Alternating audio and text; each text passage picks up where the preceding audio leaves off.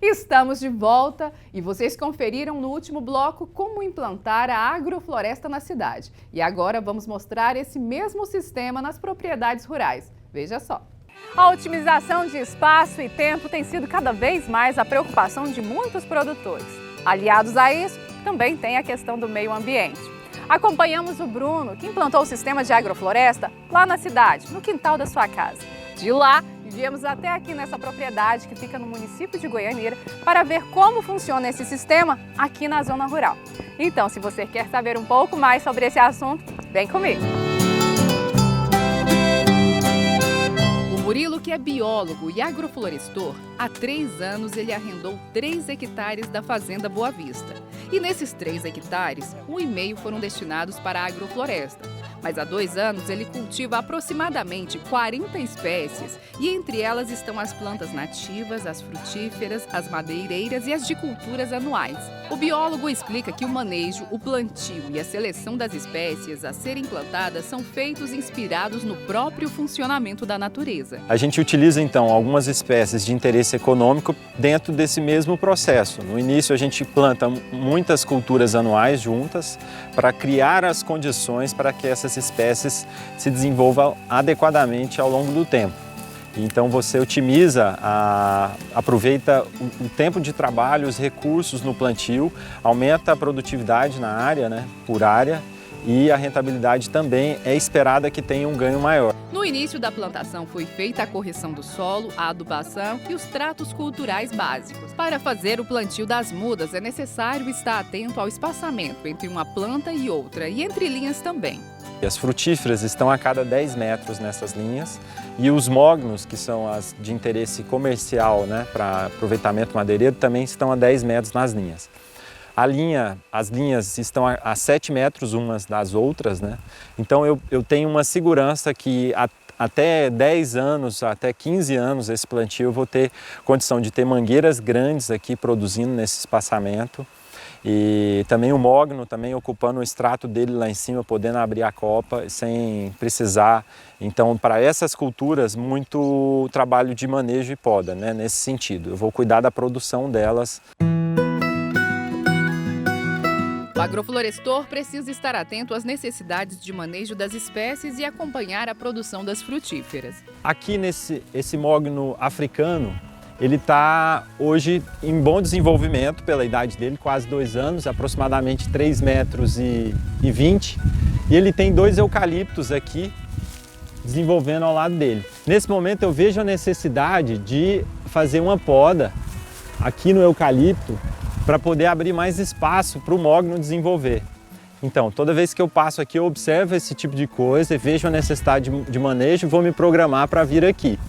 E tudo aqui é aproveitado. Nesse caso, por exemplo, as folhas e o tronco da bananeira servirão de adubo para esse pequeno pé de café.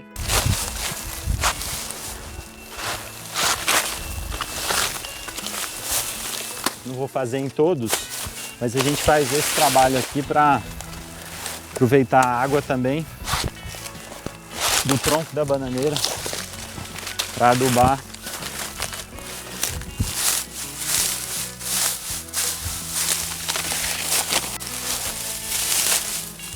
Com a terra bem nutrida, além do produtor conseguir ter uma produção melhor, também ajuda na prevenção das possíveis doenças e pragas que dão no solo. A cobertura do solo e a melhoria do solo ao longo do tempo, com certeza, é o que dá a condição para a planta se sentir saudável e o seu próprio sistema imunológico agir e possibilitar então essa defesa. E essa interação também com as outras plantas também possibilita isso. Então a gente fala que dentro do sistema agroflorestal as plantas têm mais resiliência, uma resistência maior por conta dessa saúde mesmo que as plantas possuem. Essa área, por exemplo, está um pouco diferente da outra. O motivo do capim, das plantas estarem mais verdinhas, mais vistosas, é simplesmente a poda no momento certo. Na última chuva a gente fez uma poda e em julho a gente fez outra poda do capim. Com isso, a gente faz um manejo então e possibilita que o capim fique sempre verde, mesmo no período de seca. Se a gente olhar para as áreas de pastagem aqui do lado, pode ver a diferença claramente, Então esse trabalho de poda adequada, de uma forma correta, com lâminas bem afiadas para a rebrota do capim, a gente pode ter o capim o tempo todo verde na propriedade e também é uma barreira contra o fogo, né? O fogo não avançaria forte numa área como essa, mesmo no período de seca. A agrofloresta é um dos sistemas florestais mais conhecidos e que muitos confundem com a agricultura sintrópica.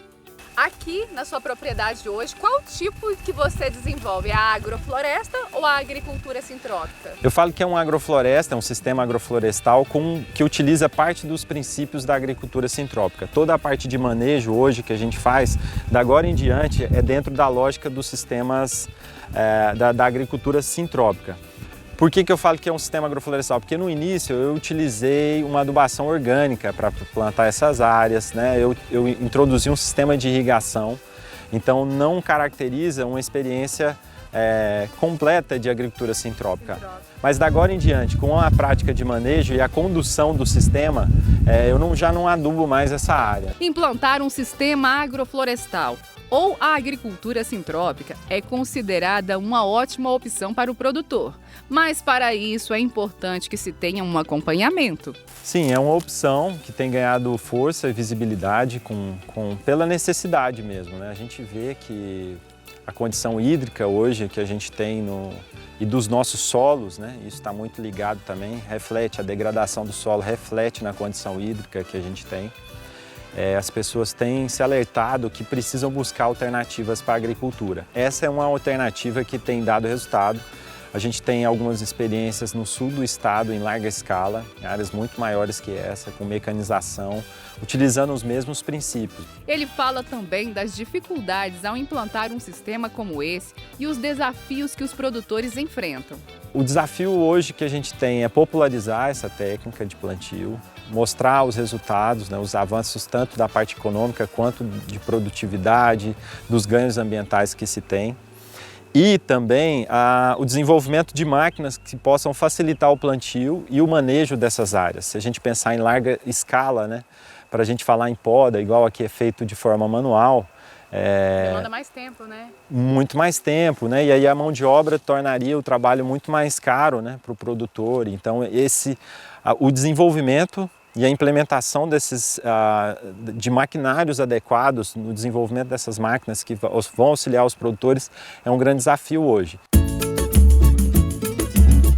Tá que tem suas dificuldades, isso tem mesmo. Mas quando se fala em benefícios, esses são inúmeros. E conforme fomos conhecendo a área produzida, fomos vendo também que plantas que não existiam mais na região foram resgatadas. Animais que não apareciam ali começaram a habitar novamente o local.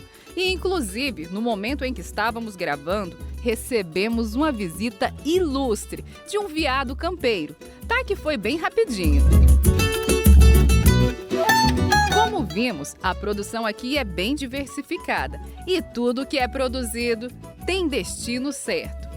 Uma boa parte é para o consumo próprio da família, né? Mas o excedente, o que é da produção mesmo, a gente comercializa em alguns pontos de empórios em Goiânia, que comercializam produtos agroecológicos. E agora essa propriedade, esse plantio está em processo de certificação orgânica para que a gente tenha então uma facilidade na venda desses produtos e ganha também com um acréscimo no valor de comercialização, né? O agroflorestor, que também é biólogo, fala da importância de um profissional da área da biologia em uma propriedade rural. O biólogo, a priori, ele estuda a vida, né, suas manifestações. Então,